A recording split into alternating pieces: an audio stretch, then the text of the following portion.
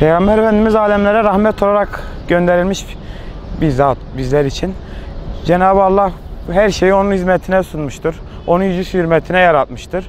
Bizler için büyük bir kıymettir. Her ne kadar bu son günlerde onun üzerinden bize hakaretler edilse de, vicdanımızı sızlatsa da onun yeri her zaman bizde başkadır.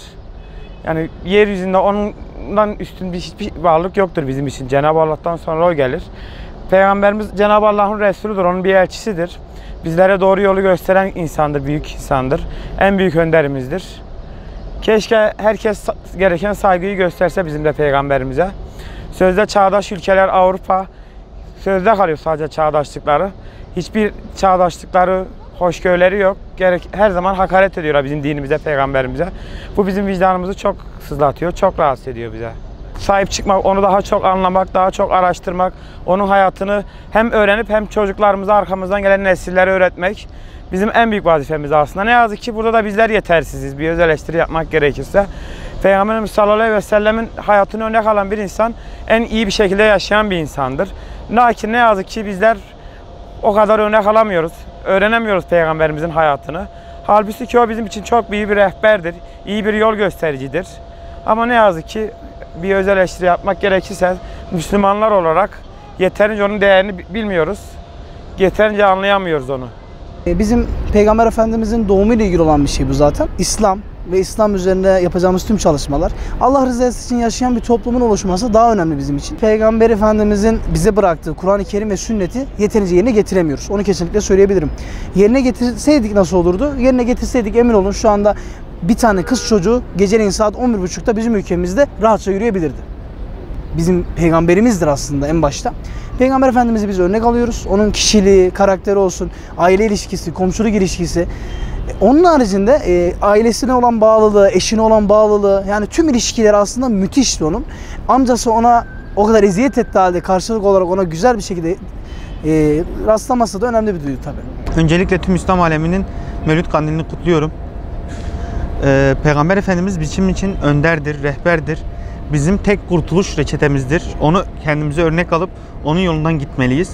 Kurtuluş ancak ondadır. Biz gerçekten hakkıyla Peygamber Efendimiz'i kendimize rehber edinseydik, onu örnek alsaydık, bugün hiç kimse bize onun üzerinden bize hakaret edemezdi. Biz Resulullah'a kendimize örnek almış olsaydık, şu an Müslümanlar tüm dünyaya hükmederlerdi.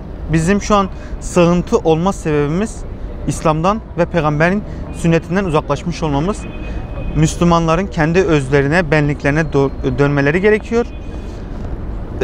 İsmini ağzına almak istemediğim Cumhurbaşkanı önce haddini bilsin, sonra neye kalkıştığını bir baksın. Mutluluk ve kurtuluş istiyorsak Peygamber Efendimiz Hazreti Muhammed sallallahu aleyhi ve sellem'i kendimize örnek almalıyız.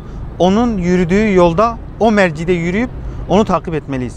Onu örnek aldığımızda inanın her şey bizim olacaktır. Peygamber Efendimizin hayatını, sallallahu aleyhi ve sellemin hayatına örnek alabilmek, yani her Müslümana nasip olmaz. Keşke öyle örnekler bize nasip olsa. Ama şu an günümüzde bakıyoruz da yani pek fazla o kadar gittikçe batılaşıyoruz ne yazık ki.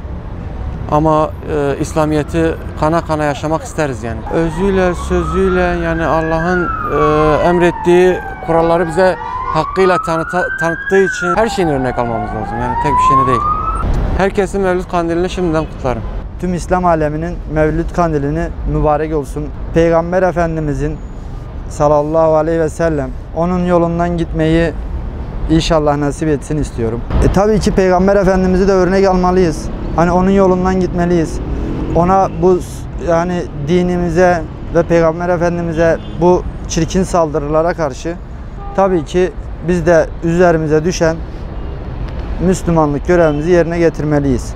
Biz tüm Müslümanlar olarak hani bizim bir yüce Yaradanımız, bir de dinimizin peygamberimiz vardır. Hani biz bunun yolundan şaşmamak gerekir. Hani bu dinimize gerçekten de sahip çıkıp onu en güzel şekilde yaşamamız gerekir açıkçası. Öncelikle tüm Müslüman aleminin Mevlid Kandili mübarek olsun. İnsanlar Peygamber Efendimiz'e örnek alması lazım. Yani herkes onun yolundan gitmesi lazım. Tek kurtuluş yolu odur. Ondan başka da kurtuluş yolu yoktur. Yani bütün gençlerimizin, insanlarımızın bu yolda yürümesi lazım. Allah herkese nasip etsin. Bu dünya bir sınav dünyası. Biz bu dünyada bir sınav görüyoruz. Onun için yani çoğu insan, ben de dahil, Peygamber Efendimizin yolundan gidemiyoruz.